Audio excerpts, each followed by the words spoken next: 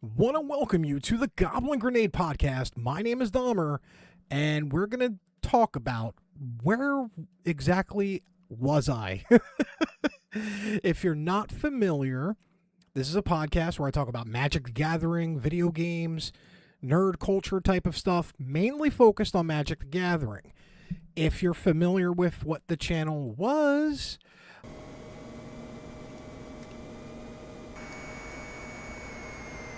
and see, that's landing the airplane. Come close to the speed and the altitude. That's all you got to do. It was obviously about video games that are over here, as I try to point oppositely. Now, it's about Magic the Gathering. So, this is the episode that I originally intended to start the podcast off with where have I been? And instead, Wizards put in-game reporting in, and I'm going to do a back-to-back one because Gamescom just happened. I got a few notes. It won't be a big podcast, but on the normal day that I record this, I'll be at a concert, so there we go. That's why I'm doing it when I'm doing it, but you don't care. You want to know, where the hell have I been? So when I moved to North Carolina, I was still keeping the channel up, but around 2017... yeah, we're almost 10 years. Something happened. My leg issues got worse. I was born with not a birth defect, but I call it a birth defect. What happened was I had a staph MRSA infection, and it spread to my hip. And by the time they realized it, they went in. My hip went necrotic, did a whole bunch of damage to it. I was not even supposed to survive the surgery. So theoretically, my entire life, I've been on bonus time. And I just kind of finally caught up to me being, right in my 40s, like right in my early 40s, caught up to me. And that's when I decided now's the time to go for disability. Am I a drain on your economy? No. Most of this stuff was acquired before. The video game stuff was acquired before I could no longer work. I was a retail management of some sort for 20 years. Whether that be opener, closer, key holder, assistant manager, store manager, that was my gig. Small retail. You kind of have to move around and load, offload trucks, that type of stuff, even if you're a manager, and I could no longer do it. My last job before the card store that I was working at was at Lowe's, and I worked there for about a year. And what had happened with Lowe's was they put me in the lumber department. I am a former electrician, have about a year of installing experience, but I've remembered enough to at least be able to sell you, the customer, what you need without blowing your house up, setting it on fire, or electrocuting yourself. And they had put me in the lumber department because, and I'm just going to take my flip-flops off. It's staying in, by the way. No feet pics. So in a matter of a week at this particular Lowe's, I'm not going to give you the location because it's not even where I'm at right now. The department head of lumber drove the forklift through the lumberyard doors. Okay, no, the second in command of lumber did that, and then 2 days later, the lumber department head, while being spotted by the store manager, knocked into a pole in holding lumber.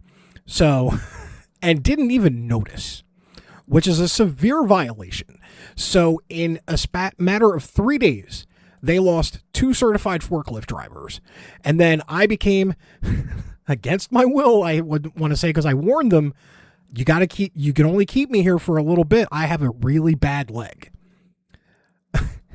They fast-tracked me to get forklift certified and then put me in the lumberyard. And what was supposed to be a month until the people got their forklift certifications back turned into about 2 to 3 months, and by the end of that 3 months, I could no longer walk. The actual scar, which is the remnants of the hip surgery that I had when I was 2 weeks old, it was bleeding, okay? I was apparently working so hard doing the lumber yard that I was literally tearing the scar open and just bleeding every day. They saw me limping one day and they're like, another injury, huh? Like, just because everybody was getting hurt in that lumber department. Not for safety, it's just, well, it could have been a safety issue. But people were dropping like flies in that department. And I was like, well, I warned y'all I have a bad leg, and it's literally my scar that it is, I'm missing a third of my hip, is bleeding consistently. So I had to resign the job. They would not move me back to electrical, which wasn't any manual hard lifting or anything, at most cutting wire. And so that started the process of me, unfortunately, having to find a easier pace job. I could no longer be a floor runner. I could no longer be a stock person. I could no longer be a cashier on their feet all day. I could no longer be having a key, being a key holder, which it's probably an old term because that's how long it's been since I've unfortunately held a job. I couldn't do that anymore. So the card store that I was a regular of, I became the first ever employee that wasn't part of the store owner's family in that store. And I disappointed them for a year. I'm straight up honest. They were homies. They were awesome. They were good people. And after that first year, he pulled me aside and he's like, you are in more pain than you think you are. You can barely walk. And we've all noticed it. And it's only getting worse. We noticed it the first day you were here and we thought it would get better, but we're a year in and you can barely walk. So in 2017, that is when I had to leave that job and start the disability paperwork. Now, some people say, oh, disability, everybody gets it. No, it's not. It is the last ditch option for a reason. It took me 3 years and 2 denials to get disability. And this is where, from my basic understanding, this is how it works no matter what state you go in. You cannot work. You cannot earn a single dime on disability when you're pursuing disability. So the brunt of the force, the bill paying workload and the maxed out credit cards went to who is now my ex-wife. And she had to float us for the 3 years that it took for me to get disability. I got denied the first time and you have to do a manual. What is it? The word is right here, but I can't get it to the mouth. Appeal. Yep, there we go. We got it. First appeal. So after a year, I got denied. Then I had to appeal. And then I got denied, I think, like a year later. It took a year for me to get my... All this time, I'm going to my doctor. In the span of between getting approval, starting a process and getting approved, I had a hip scope, which took a camera and a literal grinding machine, if you will, into my leg. And in the camera, we noticed I had arthritis, bone spurs, osteoporosis, and no cartilage left in between my hip and my pelvis bone. In that, where the hip socket meets, there was no cartilage left, almost. It was shredded completely. This is the type of injury that, if you're familiar with NBA, has ended NBA careers early. But now, and so I'm sitting here trying to walk around with it. And then he basically shredded off what he looked like a grenade went off in my leg. Shredded all that as much as he could, grinded it down, made it as smooth as possible, took out the bone spurs. You can't do anything about the arthritis and osteoporosis. And Sent me on my way. That was a 3-week recovery on my couch, and I couldn't move. I had the bathroom bottle, and then I had to pee in that, go to the bathroom in that, and then eventually wait for my ex-wife, my ex-wife, to come home and empty it. Like, she was a saint throughout all of this. But I'm a miserable prick at this time. For the next 3 years, I am a miserable human being because I'm in the pain that I'm normally in every day. I'm at a constant 10 pain all the time, and I do not take pain meds at all because I've learned that lesson. They just don't work with the type of injury I have. And I'm on this wonder drug, if you will, called gabapentin. And by the time I had my hip replaced, I was on 2,400 milligrams of gabapentin a day. 3 800 milligram pills, 1 in the morning, 1 at lunch, 1 at dinner.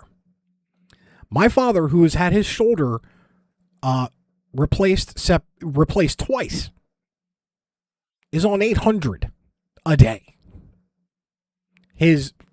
At the time, his 40-year-old son, which is me, is on 3 times the amount of gabapentin that he's on. And the problem with gabapentin is it is diminishing returns.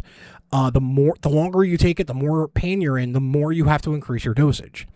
So at that point, right before all the shit really went sideways, where after 10 minutes I don't care, I made the smartest decision because my physician, my primary care physician, wanted to up it to 3,000 a day, which is the maximum amount a human being can take per day. And I said no, because I had a moment of clarity where I was already noticing the irritableness, the insanity basically that it was causing, because gabapentin is known for being an antipsychotic, I think. And it does this wonderful thing with nerve damage, which I had plenty of. It actually helps the pain without using opioids. And so I had a moment of clarity, and I was like, I already don't have a quality of life here at this point. I'm in my bed just thinking very bad thoughts of eliminating myself from the gene pool. It got that bad. And so now we're in 2018 and living in a friend's house, and it's dark in my life. There is no happiness whatsoever. I'm just miserable when I communicate with people.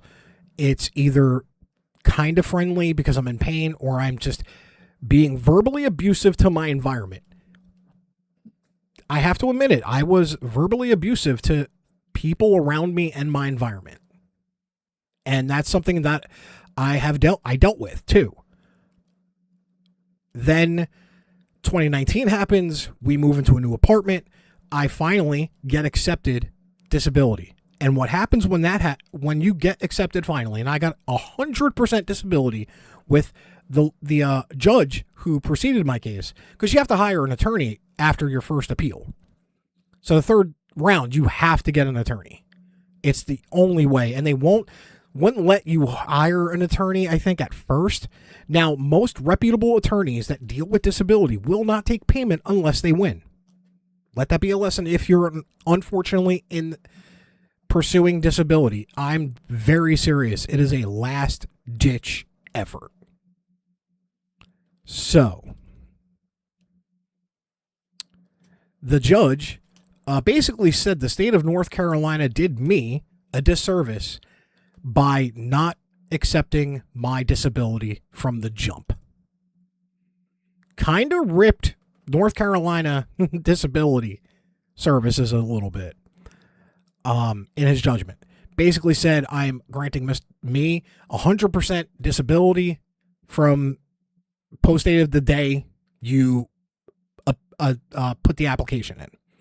Then what happens is a couple months later, you get your disability immediately, and then they will cut you a check for the 3 years that you were supposed to be getting disability.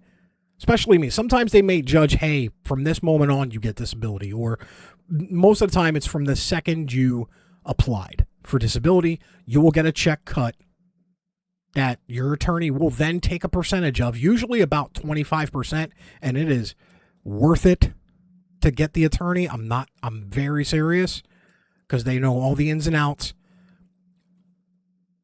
And now I can get my hip replaced, because I'm now on Medicare. So in August of 2019, I got my hip replaced. I actually just celebrated the 7th year of the hip. And it was a 24. I was in the hospital for 30 hours total. From the second, closer to 48, because the second I walked in, it was early in the morning, because you have to get ready. It is the cleanest I've ever been in my life, because they give you this soap that it kills bacteria 100%. And the night before, you have to shower with it. Then when you wake up, you have to shower with it again. And they tell you to only use like this amount for those 2 showers. Leave the rest for when you're recovering. Then they give you the antiseptic wipes that went all over my body. I had to clean everything before the surgery.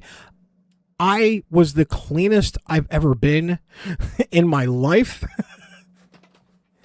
I take showers consistently, almost on a daily, and yet I've never felt that more clean. I get wheeled in to the operating room, and I don't remember anything else except coming to. They gave me the anesthesia that gives you amnesia, and I was a little like, oh man, I wanted to see the tools that they were going to use to cut me open in the operating room. But you can't have everything. Now, my doctor who did it was saying it was going to be about an hour and a half operation. It was closer to 3-hour hip replacement operation. And the next day when I talked to him, he was like, we've had the hip scopes. I've seen every single MRI. I've had a camera inside of your hip. I thought I knew what I was getting into. When we cracked you open, which basically means they fillet the thigh like a fish, like a chicken breast. They fillet it out like that, cut the hip out, and put the new one in, and then put this new socket in your pelvis.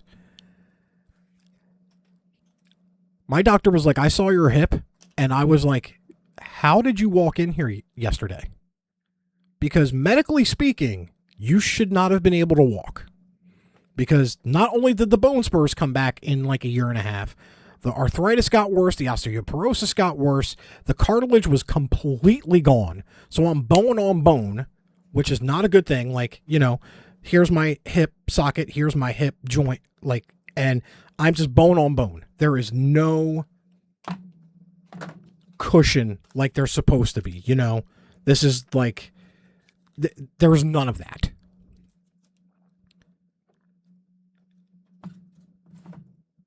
And came home. I had 6 to 8 weeks of bed rest to recover. I got into Commander format in Magic the Gathering because I watched game nights, because that's all I could do, because I spent the entire 6 to 8 weeks almost either in my bed or after a while walking around. Now they tell you the day after I woke up from the surgery, I was told to get up out of the bed and walk around. They have to teach you how to walk. And they retaught me how to walk. This is how you're going to have to walk for the next year.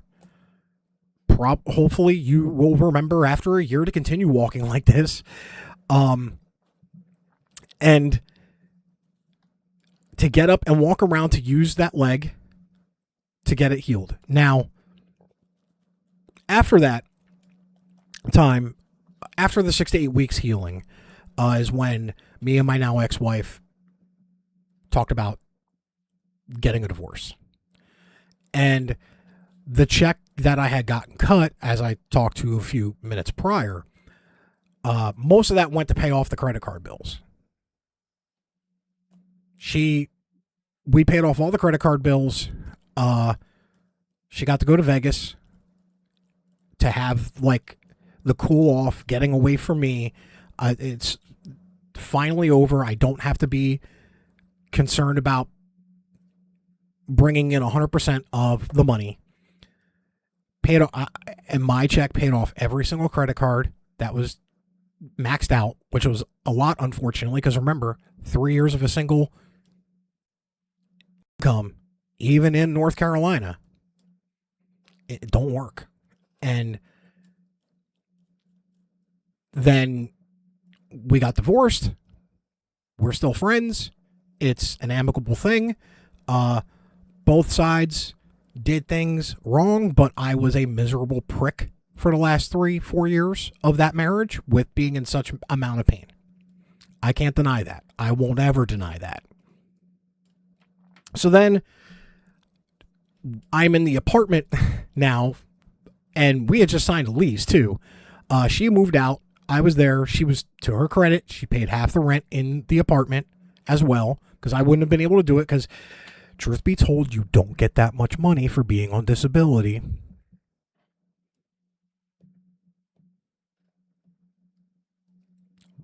If you saw the other video of me opening up a bunch of Magic product, that's because I traded in my entire binder to get Lord of the Rings stuff. I pay my fair share where I'm at, and it's a good amount of what I get goes into paying bills, and that's it. I'm okay with it. So what happens? I'm in the apartment, and unfortunately, I had to part out and get rid of the massive amount of video games, because even though she's still kicking in for rent and bills like electric bill and water bill and all this, I still have to do my half. So thankfully I had that video game collection, because I don't know if I would have been able to survive. Straight up. So that's where also I was like, well, I think I'm done video games. And I started getting a little bit heavier into Magic the Gathering. And then 2020 happened. And what happened in February of 2020 was I walked into USA Main Event Wrestling. A couple of my friends, old Rocky Horror people, were doing it. Braden Marshall and his wife were doing the wrestling. He was wrestling, and she was behind the scenes, back production stuff. So I got in on production. I was hitting lights, hitting music, hitting the pyro. Yes, I was able to use pyro. It was great. And I was doing that for a couple weeks. Then April, I had a planned trip back up to New Jersey to see my family, because they hadn't seen me in almost a year, because obviously hip replacement and whatnot. And in that time, the world was shut down. So what happened at USA Main Event is their two commentators they would have for the weekly wrestling show, they could no longer be there. One of them was out of state, and the other one literally had to run his business. Which is a weird thing, because the signed NES top loader that I am pointing to with Billy, rest in peace, Chaser, Jay Hunter, 8-Bit Eric, was at his store. So years later, I'm at the wrestling school that he's doing commentary for. So Braden Marshall asked me, hey, we need commentators. Do you think you can do it? He's like, I've seen you MC Rocky Horror a bunch. I know you can handle a mic. I said, what's the worst that can happen? And then for the next 5 years, 5-6 years, I was a professional wrestling commentator. And in 2020, after I came back to North Carolina from the visit, I got a lot of experience in that year. We were in a unique position because we were a closed venue. We were in a training venue, which basically was teaching people how to train, how to do the business, whether that be in the ring, refereeing, production stuff, or commentary. And we did closed sets where the only people in the building at any time we would all keep them outside, because it's North Carolina. The climate's usually very nice for 8 to 9 months out of the year. And the only people in the building were the commentators, the referee, and the people in the ring that were working. No fans whatsoever. I got to edit these episodes. So every week, I was not only doing that, but I was also flexing my editing skills while doing commentary for USA Main Event, and then Titan Wrestling, and then a whole bunch of other promotions that were lining up to rent the building with the closed venue still, just so they could run a show. Then, so I was commentating. I don't want to say working because that, remember, disabled, but also I was doing it as a side quest. I've, in my mind, my mentality, I've done the main quest in life. I got married, got divorced, my midlife crisis isn't getting a convertible car, and a girlfriend wholly inappropriate to my age. I got in the professional wrestling business industry as a commentator, as Dom Douglas, the future voice of XWW. Hey, everybody, I want to welcome you to XWW. My name is Dom Douglas here, and we are Lenny Boy Brewing Company. I can still do it. And this year, I focused on just getting as much in experience in as possible, because I am so far behind the curve, because everybody has been stepping in day one. They're in their 20s. People that have been doing it commentary wise have been in the business way longer than me. I am going off of vibes and my theater background. And I can only bullshit my way so far. Fortunately, Braden Marshall was a hell of a trainer, hell of a person, hell of a mentor to me on getting what to do, how to do, why to do it. And then between 2021 and 2025, I expanded on that. By now, I've got enough experience. I don't have to take every promotion anymore. I don't need to call shows Thursday, Friday, Saturday, Sunday every week. I have enough experience now, enough knowledge now to be very selective with who I choose. And in 2021, when the world just barely started to open back up, or was starting to open back up, Braden invites me to Extreme World Wrestling, which was based out of Monroe and Charlotte, North Carolina, and they still are.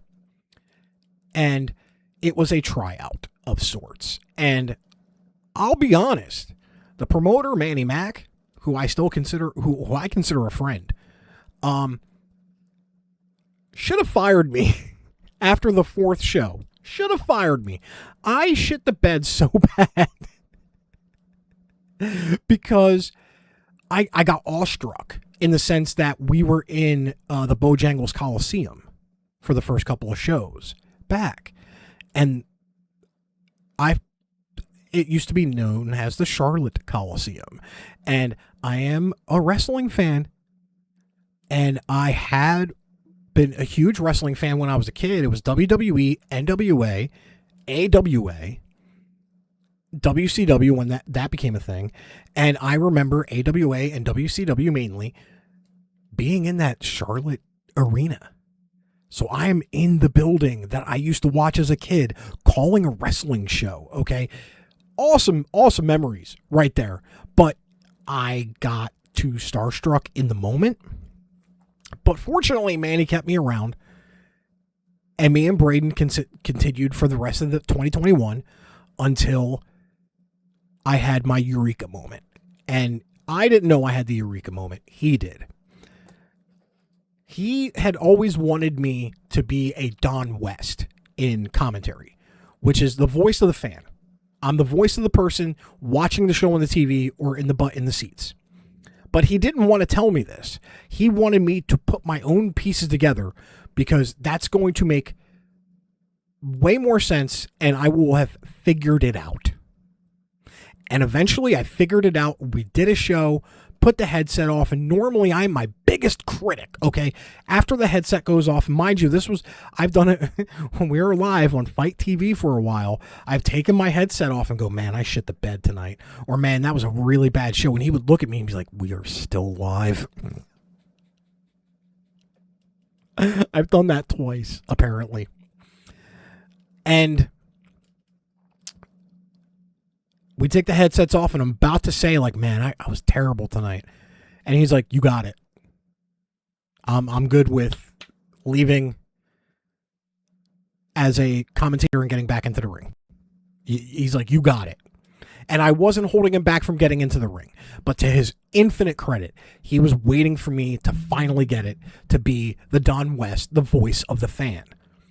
And I became the voice of the fan. And very quickly, in 2022, I started to become the voice of XWW.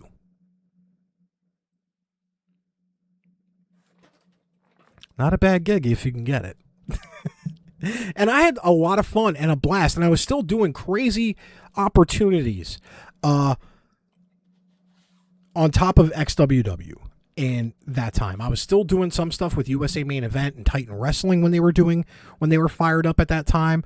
A lot of XWW stuff. I mean, a lot of XWW stuff. I would be booked like 3 to 4 shows a month with XWW, and I know for a fact there are some commentators in that state that only got one a month.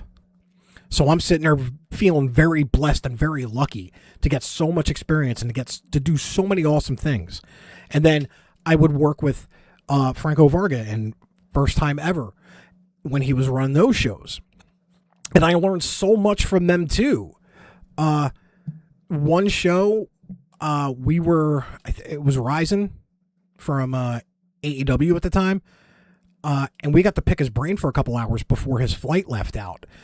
And I was like, I'm a commentator, sir. What is the basic thing that I could do to improve my game? And he literally said the greatest advice that I had been given at that time. Talk to the talent. Because remember, I was kind of winging it, like on my own. Braden Marshall was a great mentor, but he was a wrestler first. And Ryzen said, talk to the talent, find out. And he broke it down. He's like, in the AEW, we get a sheet where we put like, what we're called, height, weight, and random things. And he was like, when I heard Taz saying that I'm an ordained minister, because Ryzen is, he's like, I popped so hard because they actually read it. And it helped me so much going to talent and being like, hey, basic stuff, not even height and weight, but like, where'd you train at? Anything I should know, any other promotions or titles that you've had in anywhere else, how long you've been in the biz, how long have you been wrestling? Sometimes you have to pull teeth to get it out, but when you get it out, it helps you as a commentator so much.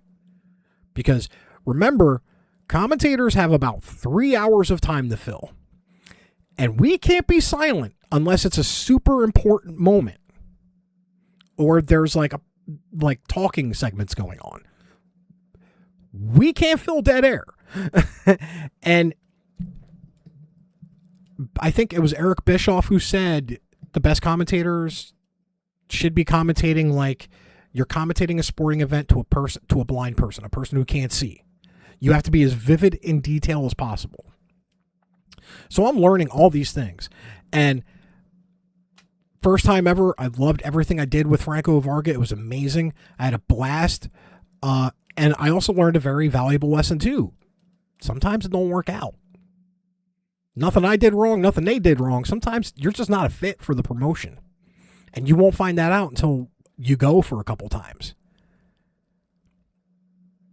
I ain't never been mad at anybody not booking me or never booking me or stop booking me. Never been mad. Sometimes you are not a fit.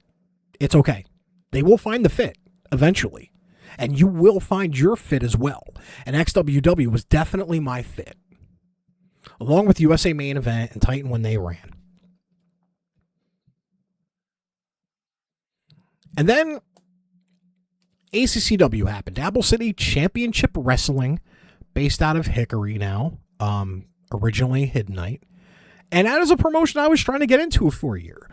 I even shot a proof of concept video of how I would edit it and do commentary over it and whatnot. I shot a proof of concept. And I never got back. So I was like, okay, cool. I guess I'm not their fit. And then they had new management change. And I immediately became commentator for ACCW as well. They run once a month. They're on IWTV now as well. XWW is on YouTube. Extreme World Wrestling, based out of Charlotte. I'll show you the actual channel here. 3 debuts tonight as well. It's a big night. We want to thank you guys for tuning in. My name is Braden Marshall. I'll be here all night long, and of course joined by my colorful co-host here, Dom Douglas. That just happened to him. Like, I'm really upset. Like, this kid Bodie, he really deserved a better match than that. But I mean, hey, it's woo. Like, hopefully something can be rectified so this kid can get a fair shot in the future. Welcome you all to Love, Hate, Tragedy here. My name's Dom Douglas. With me is... I am the commissioner, the man in charge, the one that puts all this stuff together. I am Quest. So you know, and a link in the description, so you know where to go. ACCW has a YouTube channel as well, but their stuff is usually a couple months behind because they're on IWTV. And so I start doing ACCW as well and quickly becoming loved by ACCW along with XWW. I'm in a blessed position at this point. There are many commentators who only work one promotion, and I'm sitting here working for at least 3 or 4, calling shows for 3 or 4 different promotions in any given month. At minimum, I'm doing 2 shows a month when it's in the wintertime. And then when the weather gets a little bit warmer, now that's like 4 to 6 shows a month. One time I got double booked in the same day. I got a double booking, brother. Do you know how hard that is for a commentator to get double booked? Okay. I did an XWW show, outdoor show. I think at Small Bar in Matthews. No, Small Bar, Matthews, North Carolina. Then me and my co-commentator drove to Hickory, Hidden Night, to call ACCW the same day. That was fun, and I got to do that, and I'm like, I know for a fact I'm one of only a handful of people with that experience, along with my co-commentator, Jack Wiley, along with Quest. He was a co-commentator as well for me for XWW. Me and Jack were XWW and ACCW. I got to see so many awesome experiences and vibes. I got to call a Tommy Dreamer match, okay, when my Bell's palsy flared up. Yes, I have Bell's palsy. Potter challenging Tommy Dreamer for the heavyweight championship. Ladies and gentlemen, the innovator of violence is returning to XWW. A man, when I was 20-something years old, I got to see at the ECW arena in Swanson Arena, not once, but twice. A man I look up to, Tommy Dreamer. It's barely noticeable. I caught it the day it appeared. And the only reason why I knew I had what I had is because I am an Attitude Era person. I've been watching wrestling since I was a kid, and JR, Jim Ross, the great JR, is one of my favorite commentators of all time, to the point that no matter what, I would be in a 3-piece suit calling shows. Even if it was in the middle of summer with 110 degrees outside, 3-piece suit. Because I don't make smart decisions. Just stay very hydrated, out of the shit as much as you can, and don't forget your sunspray on the bald head. Because sunburn on a bald head is not good, and you make that mistake one time.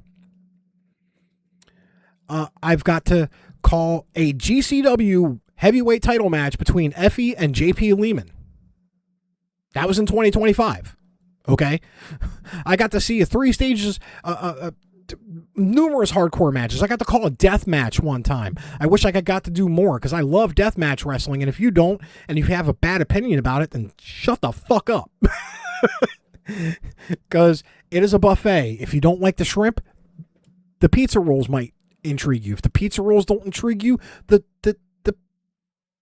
steak might intrigue you. If that doesn't intrigue you, the desserts will intrigue you. Wrestling is a smorgasbord for everybody. You're not going to like everything on the menu, but you will like what you like. I got to call absolutely brutal matches between a legend at XWW, Seth Roth.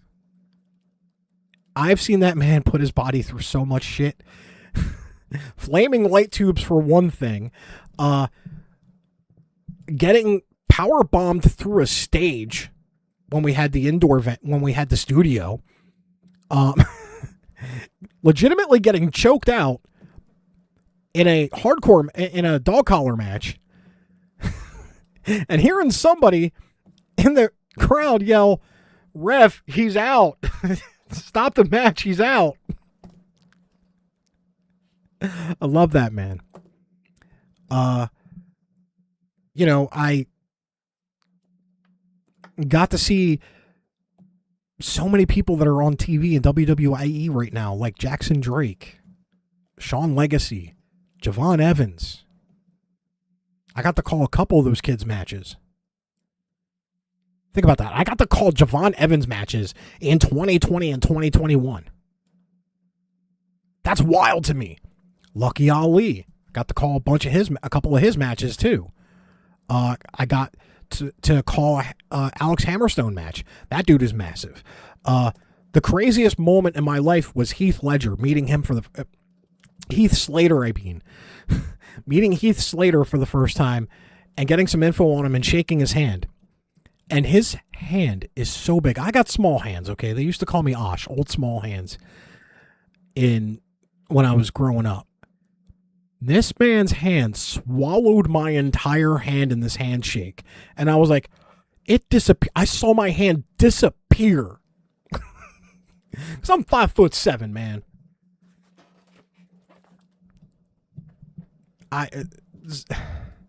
So I'm sitting here just on I got to call Johnny Baker matches. I got to call Cam Jackson matches. Drew Hood, who you will see on your TV, whether it be Netflix or AEW or NWA. That man will be on there one day. I got to call a whole bunch of Anya Rune matches. Mila Johnson, Bojack, Alexander Moss, Landon Hale, Brittany Jade. Why did I'm drawing a blank right now with all the people who I've called wrestling shows for. So last year in 2025, because remember, I still do Rocky Horror Picture Show. Okay? Still doing it. I was still part of that type in Charlotte while this was all going on. And I went to the national convention for RKO for their 5th convention with me and my partner, my wife, because we can't get married, because if I get married, I lose my disability. Yeah. Don't worry, it's not a new thing. It's been a thing that they've been fighting since 1972. And they've been at it for decades at this point, trying to get that, because there are people that have legitimately been disabled their entire lives who cannot get married because they will lose their disability. So me and my partner, who I've been with for 5 years, had a long distance relationship with. That's the one who I was alluding to last podcast, where I was like, I turned a long distance relationship and now I'm in a relationship. That is no longer long distance. This is the house that she bought that I help with bills. The wood paneling was the reason why we wanted it. And we're at the convention, and it was like, I think it's time. I think it's time I move back. Because I wasn't going to make her move down to me. Because at that point, I just had the wrestling folk. That was it. I had no friends. I have no friends, no family in the state of North Carolina. And I just had the wrestling folk. And even the wrestling people that I know were even questioning me, like going like, why are you still here? Your girlfriend lives 600 miles away in New Jersey. You don't have any friends other than us here. Please tell me you're not staying here for wrestling. And I was like, I kind of am. But we had a talk last year in the summer, and I was like, I'm ready to move back to Jersey. So I gave fair warning to every promotion I was working with. Hey, December of 2025 is going to be my last show for everybody. I'm moving back to Jersey, and I do not know if I will continue the path of being an independent professional wrestling commentator. And if the character of Dom Douglas doesn't exist anymore, I'm okay with it. And I wouldn't have said that ever. Okay? And when those words came out of my mouth truthfully, I was like, yeah, it's time to go. It's time. So, wind up doing the last whole bit of shows, and December rolls around. I do my last shows for XWW, ACCW, USA Main Event, and then it takes me a little while longer to move in January. I thought I was going to move in early January, wound up moving in mid-January, and I went to my last ACCW show. My last XWW show was a fan. I didn't even want them saying I'm here. I wore a hoodie with my hood up. I was just kind of like being very low key, being very off camera, so the cameras didn't see me at all. ACCW, I went and just hung out for a bit. Everyone was like, I thought you were leaving. I was like, hey, so did I. It's getting pushed back for like a week and a half. I was like, I'm literally going to hear an XWW next week, and I'm out. Like, I'm no longer living in the state. And then, obviously, at that time, I moved back to New Jersey, and things have been slow, and I'm getting bored. And during the time, I was also doing this podcast for Max Heroes and Villains, link in the description as well. That is Manny Mac's comic book store. If cards fell right and certain things happened, I would have been I would have been doing events there as well for Magic the Gathering. I would have been helping him out with Magic stuff. But, just getting product in takes a while with Wizards Network. And I know he's got stuff there now, which is phenomenal, but to his infinite credit, he let me do this podcast for at least 3 years on his XWW network and on Max Heroes and Villains. Anytime I could go back to Max Heroes and Villains, I think, and start doing the podcast there. But I didn't hear a yes. I didn't hear a yes. I got no confirmation if I should start back up. And I'm now at the point where the house is settled down. Everything is done. We're moved in. Everything is settled up. We've got everything going. All the rooms are good. And now I'm here. Because fun fact, being on disability, especially the type of disability that I have, where it is a leg issue, it does cause me problems walking still. I can walk certain ways. I can't sleep on my left side. I have to sleep either on my belly or my right side or my back. The second I go on my left side, it tells me immediately, you're sleeping wrong. Because I have ceramic hip, a ceramic joint in my pelvis that is screwed in with 2 titanium screws. And it takes a year to recover fully from the hip replacement because the bone has to grow around the new hip, which is very vulnerable for the first 6 to 8 weeks. That's why you're bedridden so much and barely walking out. And after that 8 weeks, you can start walking a little bit. I had a walker and all. It was great. I threw that out like I was like, see you in 15 years, because that's how long it's supposed to take for me to get my next hip replacement. But also being that way, with the bone growing, I was immunocompromised. So for 6 months before the world shut down, for a little, like before it started getting real, I had already been trained up. I'd already been like, hey, like hand sanitizer all the time. I don't go outside. I'm wearing a mask already before the world shut down, because even the slightest cold, if I got it while my immune system was busy building bone, would just tear me up completely. So, yeah, there's that. And on top of that, my leg can only move in certain ways. I don't have any flex whatsoever. I have like limited range of movement with it. So even after doing Rocky Horror, my recovery days are brutal. Like, it takes a couple days for me to actually get out of bed because I use all my spoons and my body is paying for it. And it's usually the leg. So now that we're here, that's where I've been. And I just want to continue doing the podcast because I legitimately have nothing better to do. The other thing I was trying to mention before I went off on a tangent there is, from the moment I wake up, like today I woke up at 8 o'clock in the morning. I probably won't go to bed till like midnight, 1 o'clock. I have to figure out a way to kill time. And I've been doing it for 10 years now. You can only play so many video games. You can only read so many books. You can only watch so many movies. It is the biggest psychological battle that I face now.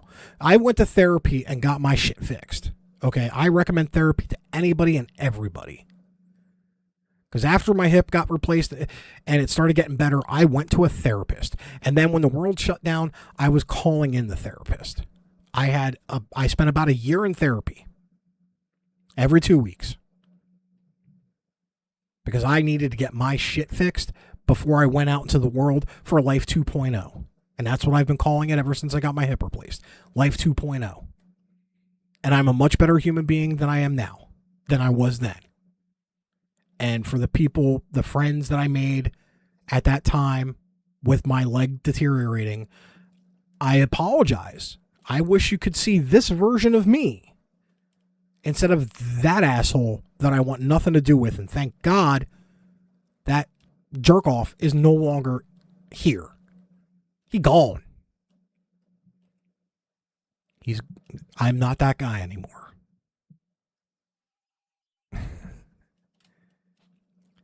I would like to be Dom Douglas, but I'm going to wait still on that because I don't know. I don't know if I have it in me anymore. I had that ride. I had that glorious fun 5 years, man, and it was awesome. It was great. But sometimes I just want to be a fan. On that note, this has been episode 2, season 3 of the Goblin Grenade Podcast. My name is Dahmer. May your top deck always be mythic. And you're never too old to start something new.